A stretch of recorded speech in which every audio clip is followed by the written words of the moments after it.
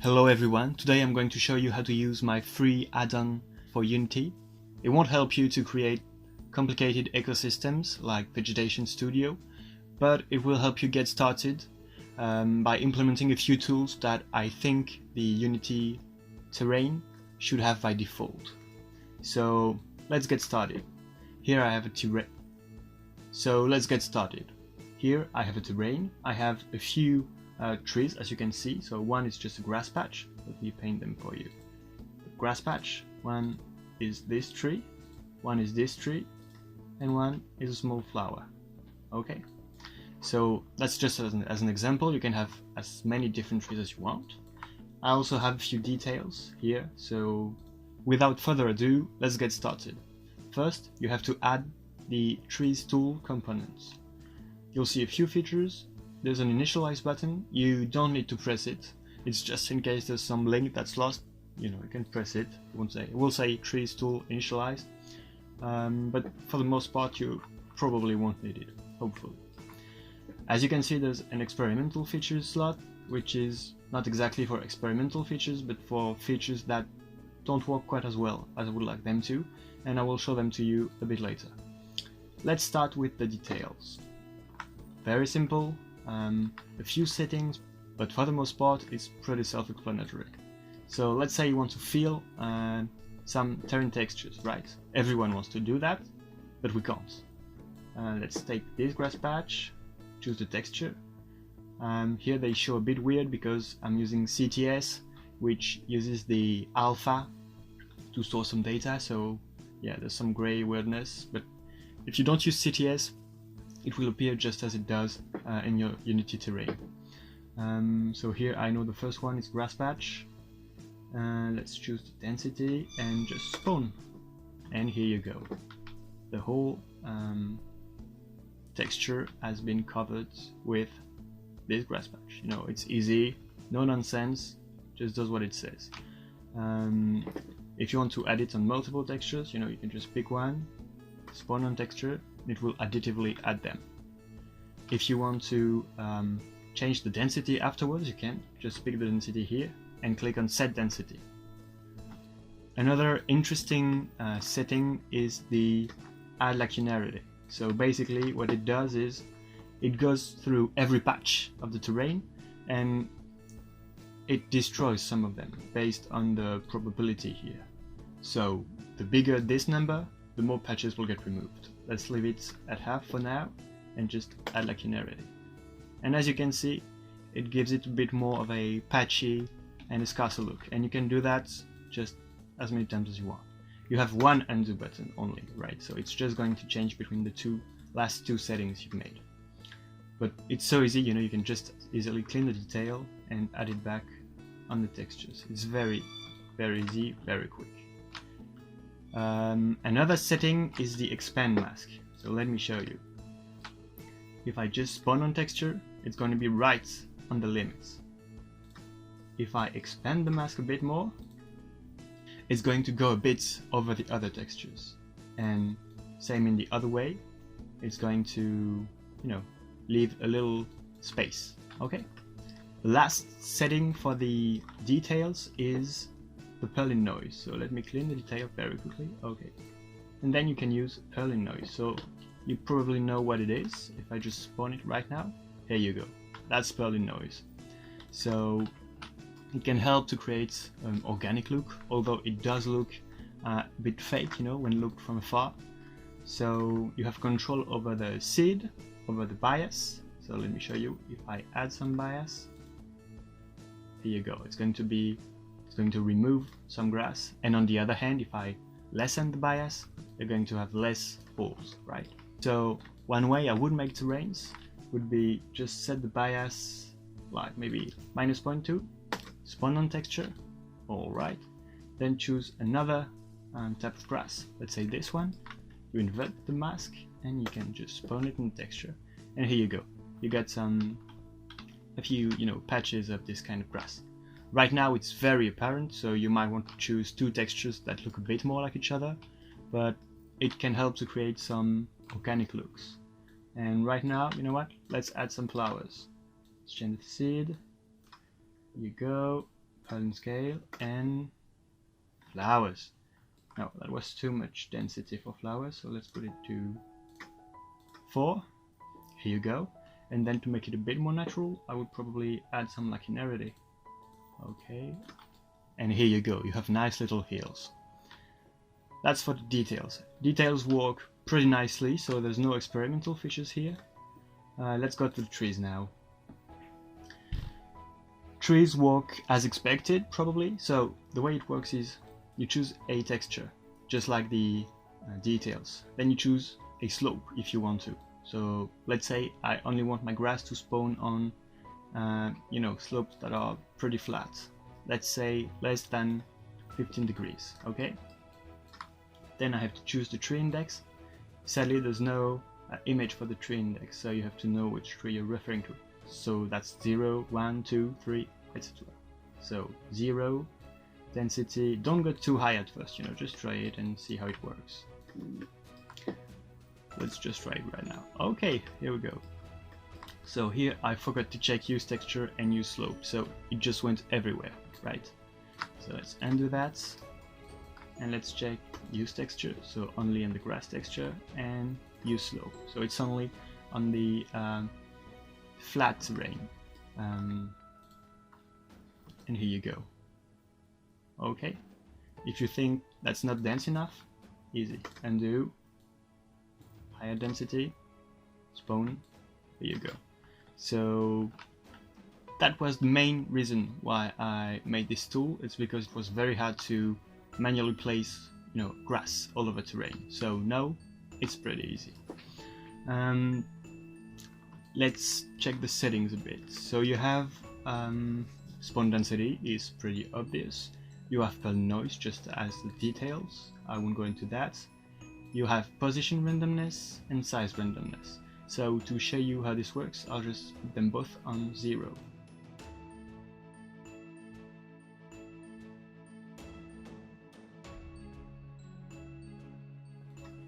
Okay. So yeah, that's what it does. Basically, it just spawns a tree every each interval, which is controlled by the density.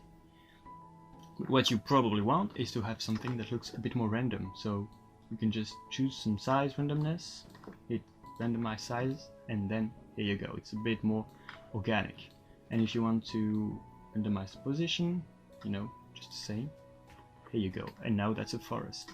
You can do it additively, so for the position it won't look like much, but for the size it's important, because if you do it a lot, it might mean that you will have very big trees and very small trees. If that happens and you don't want it, you can just unify the size. It will all go back to 1, and then you can start randomizing it a bit. Okay?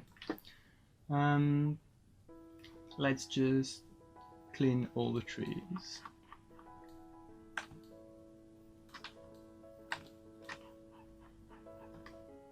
Okay. So now you pretty much know how the add-on works. Oh no, yeah, there's a transition smoothness. I guess I will show you using the leaves texture. So let's talk about the transition smoothness feature. It's a bit like the expand mask of the details, but I called it smoothness because it will actually smooth the size of the trees over the density of the texture you're trying to spawn them on. So let's say I want to spawn them on the leaves here. If I put some high transition smoothness and low body size, I will explain that to you.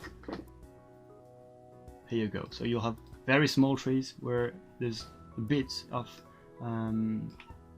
texture, and bigger trees where it's more dense, right?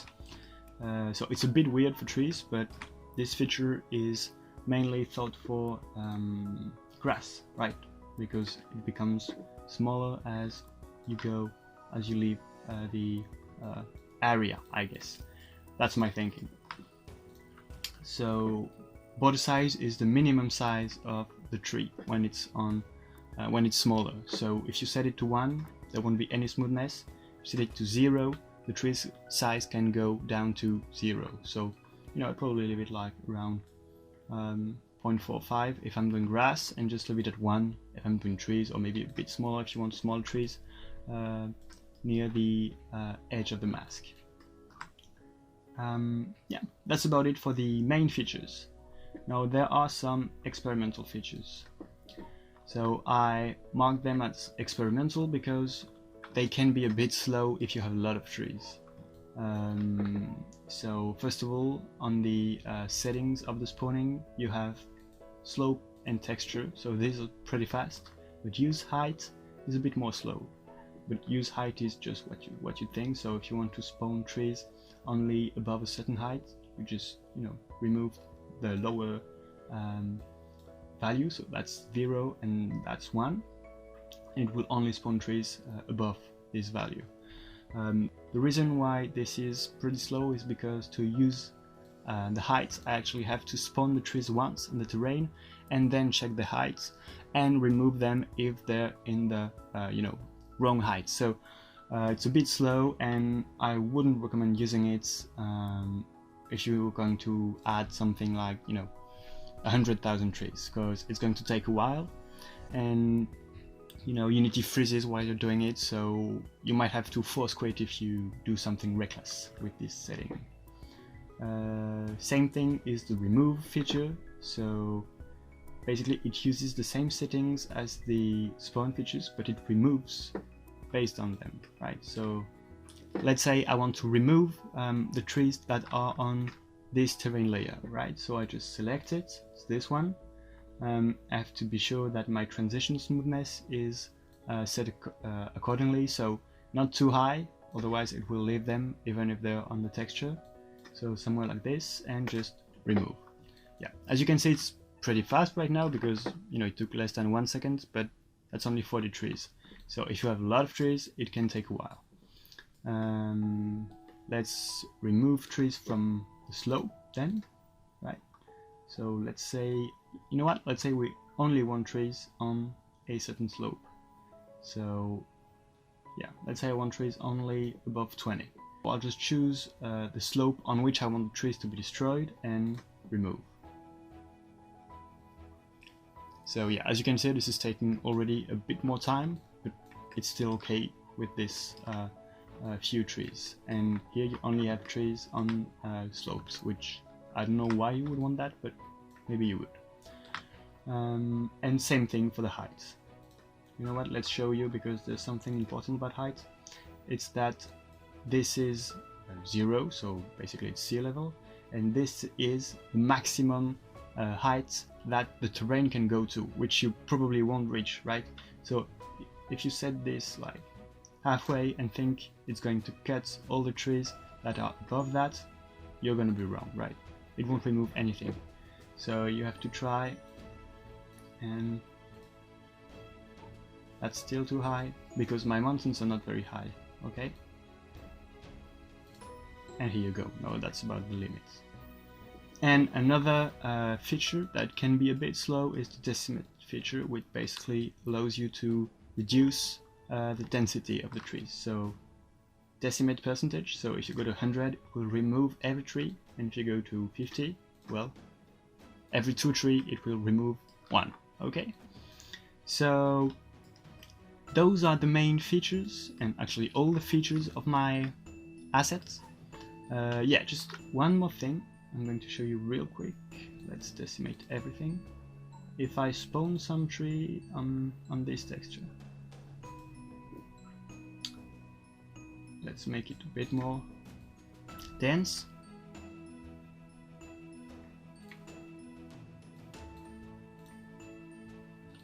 Okay, no matter how high I set the position randomness, trees that are not on the texture will be removed. So let me show you.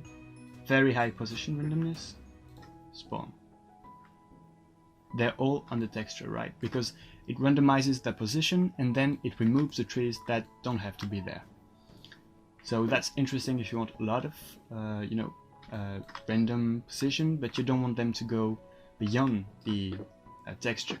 But if you randomize the position again after their spawn, then it won't limit to the texture, so you can have them go a bit further, right? And that's as many times as you want. So yeah, that's about it for the features of Trees tool. As you can see, it does pretty much basic stuff that you'd think would already be there in Unity, but it's not. So yeah, you can use the tool. It's for free. I don't know exactly where I will put it for now. I guess the asset store would make sense as a free add-on. As you can see as well, it's not perfect because, well, some features are a bit slow, which is why I flagged them as experimental, and it also lacks some features like, let's say, tree collision, right? Because right now you can have trees that collide if you have a high position randomness. So this tool is not a substitute for any kind of manual placement, because you will still need to manually place some things to add some life. You probably want to go back after that and just add a tree here, there, because that's how you make beautiful scenes, right? You cannot just generate beautiful scenes. Well, you can, but it's not as reliable as having an artist and an eye. So, create compositions, make beautiful things. If any of you is good with this sort of things, feel free to try and improve the add-on, or just contact me and tell me how I could make it better. I don't have a lot of time to spend on it, which is why I release it despite it being not perfect, because I'm trying to work on my game, and these features are more than enough for what I need. So feel free to expand on it. I would love to hear about it. Right now I'm going to clean completely the terrain and try and make a nice scene with vegetation fairly quickly using the add-on.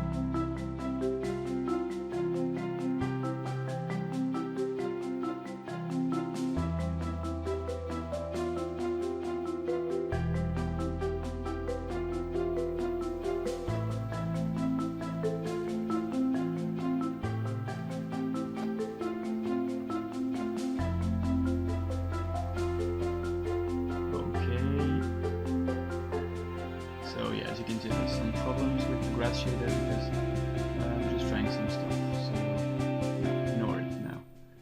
But yeah, as you can see, it worked. You have a nice little terrain that was filled in a few minutes, and doesn't look too great. So for example, I didn't use the slope, but I should have, because the grass patch that I'm using is quite big, and on big slopes like this one, it looks bad. So that's one thing I could have done using the assets. Then you can just follow the little path. So yeah, as you can see, it's not perfect, but it will help you get started a bit faster than the built-in Unity tools. Yeah, feel free to comment if you have any feature that you think this is lacking, or any way I could have done this better, which there are probably a lot of ways, because this is the first time that I've ever made any tool of the sort. But when I shared it online, some people asked me to share it with them, so here I am. Feel free to use it, feel free to improve it, and if you want to, you can follow me on Twitter, where I will share a few tools like this one if I make others, as well as probably a few shaders and a few assets that I create for my game. Basically, my project is that I'm a complete beginner, because I started using Unity about 2 or 3 months ago. I knew nothing about programming beforehand. I did know a bit about 3D art, so that was the head start that I had, but that's the only thing. So if you want to know how that turns out, feel free to follow me. If you want to have a few free assets like this one, feel free to follow me. And I guess see you in the next video.